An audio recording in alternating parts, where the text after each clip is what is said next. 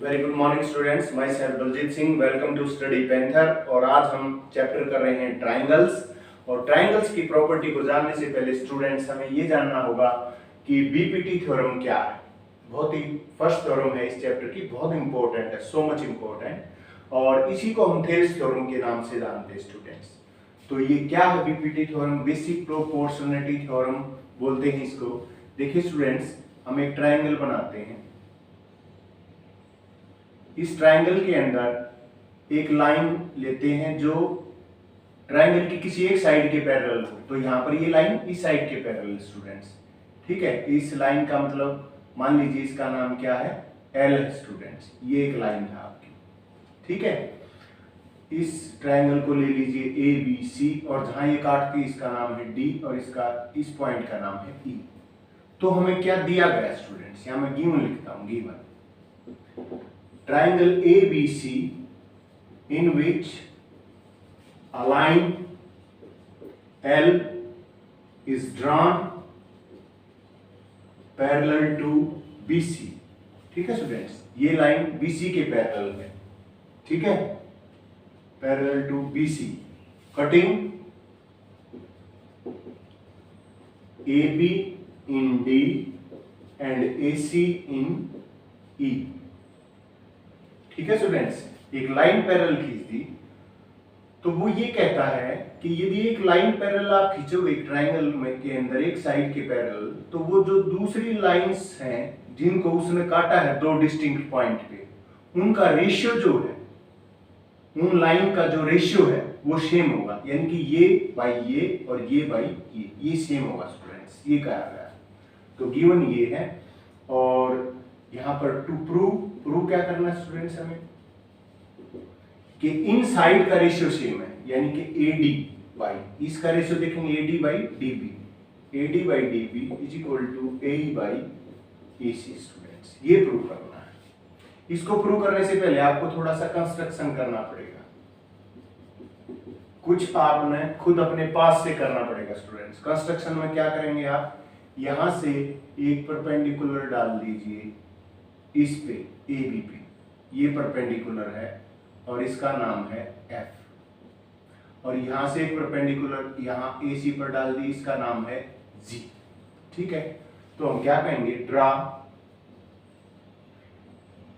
E F perpendicular to A B and D G perpendicular to A सी।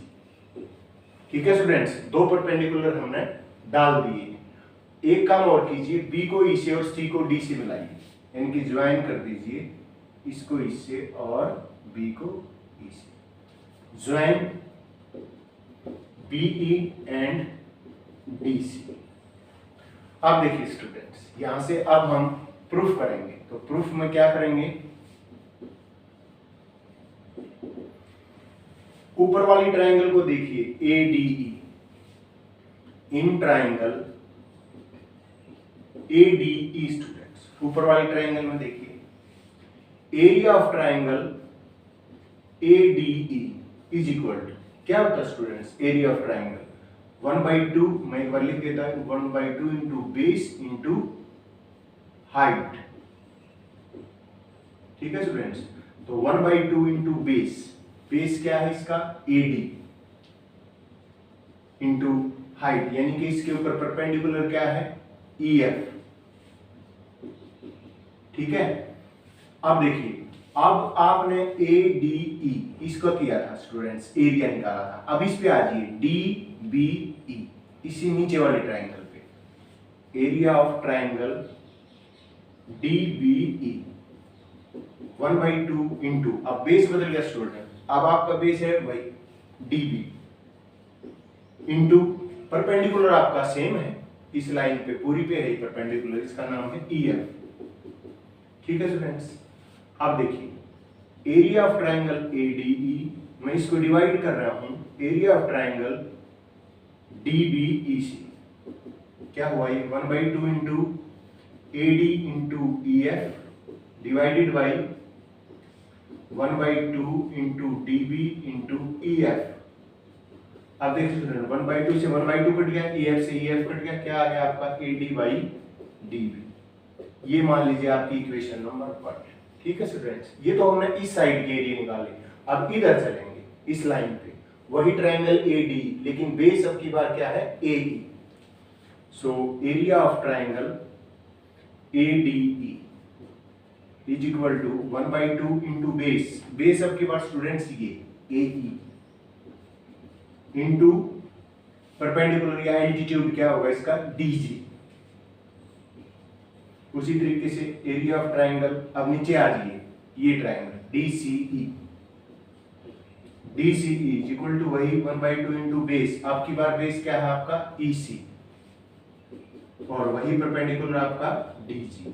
अब इसको भी ऐसे ही डिवाइड कीजिए जैसे यहां किया था, तो क्या हो जाएगा area of triangle ADE divided by area of triangle DCE is equal to students देखिए 1/2 into AE into DG divided by 1/2 into EC into DG।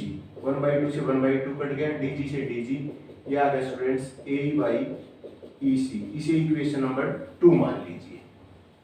अब देखिए स्टूडेंट्स, एक प्रॉपर्टी आपको याद करनी पड़ेगी। यदि दो ट्राइंगल एक बेस पे हो, सेम बेस पे हो और बिटवीन सेम पैरेलल्स, यहां पर कौन पैरेलल है मैं लिख देता हूं DE is parallel to BC. So two triangles in the same base, and between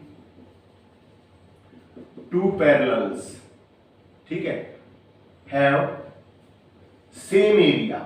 ये आपको ये प्रॉपर्टी याद करनी पड़ेगी।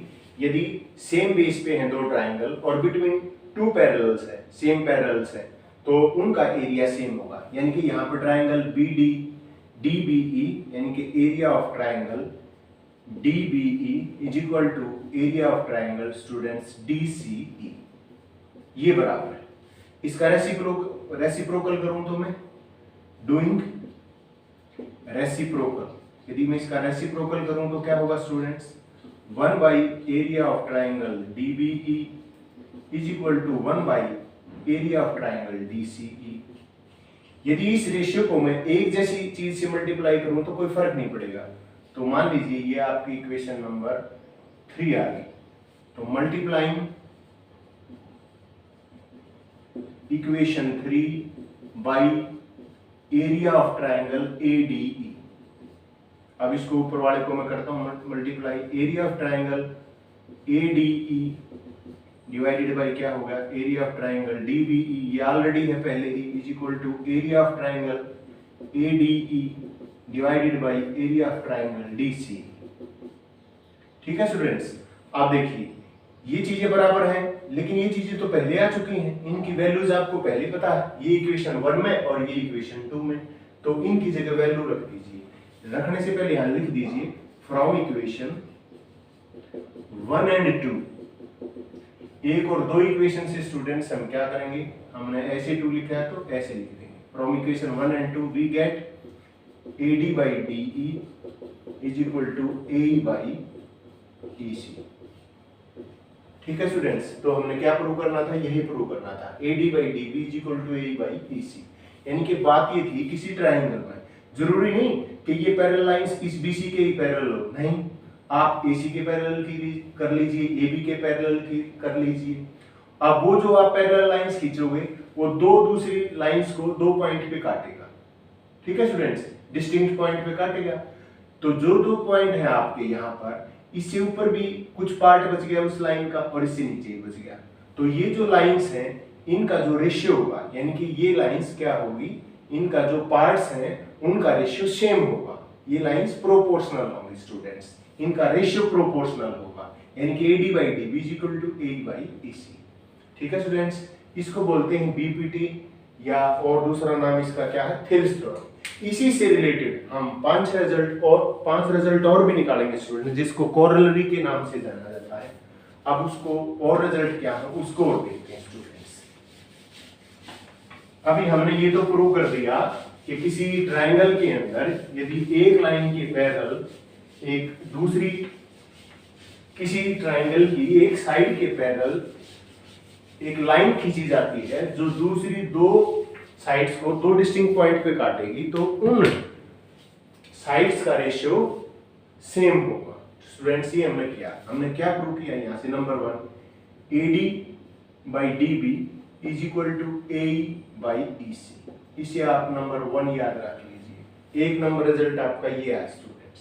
दूसरे रिजल्ट के लिए +1 कर दीजिए, एडिंग 1 ऑन बोथ साइड्स, दोनों तरफ स्टूडेंट्स 1 ऐड कर दीजिए।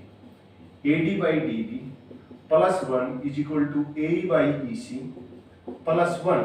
अब एलसीएम लीजिए, DB AD plus DB, LCM EC AE plus EC। ठीक है स्टूडेंट्स। अब AD प्लस DB, AD ये है DB ये है, दोनों मिलके क्या बन गया AB। AB by DB AE plus EC, ये AE ये EC, दोनों मिलके क्या हो गया AC बाई EC। ये आपका नंबर 2 रिजल्ट स्टूडेंट्स। ठीक है, रिजल्ट और भी है।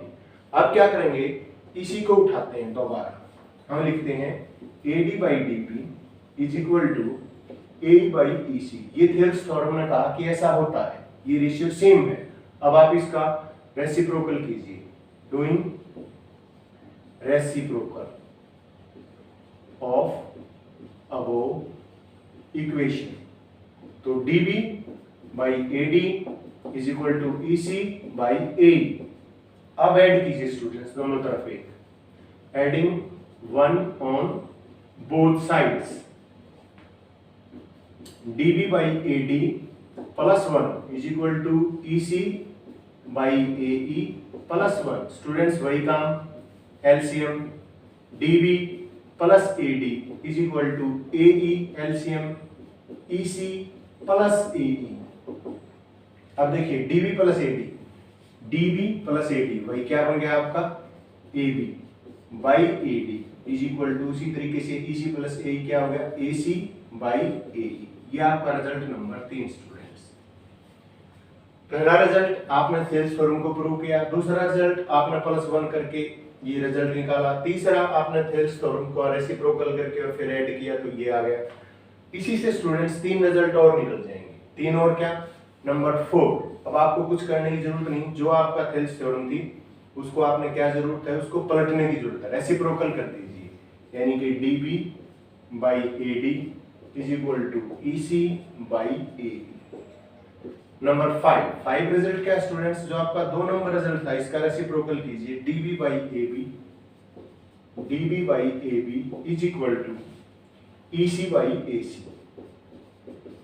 नंबर 6 रिजल्ट, जो आपका 3 नंबर रिजल्ट आया था स्टूडेंट्स, जो ये कोरोलरी आई थी, इसको रेसिप्रोकल कीजिए, AD by AB is equal to AE by AC। ठीक है स्टूडेंट्स, तो आज के लिए बस इतना। काफी बड़ी थ्योरम थी ये, लेकिन बड़ी जरूर थी, लेकिन मुश्किल नहीं थी स्टूडेंट्स। तो इसके लिए बहुत ज्यादा जरूरी काम क्या था, ये कंसेप्ट को समझना कि क्या दिया गया है। ये दिया गया था कि एक लाइन पैरेलल खींचेंगे, किसी ट्रायंगल की एक साइड के पैरेलल खींचेंगे, तो जो 2 पॉइंट पे ये काटेगी लाइन, इनका रेशियो सेम होगा स्टूडेंट्स।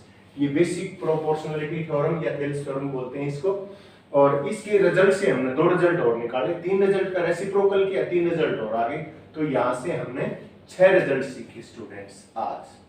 तो आज के लिए बस इतना, और नेक्स्ट वीडियो के लिए तैयार रहिए। बेसिक प्रोपोर्शनलिटी थ्योरम के आप प्रैक्टिस क्वेश्चंस कीजिए, यू कैन डू, यदि आपको कंसेप्ट क्लियर है तो। Thank you so much.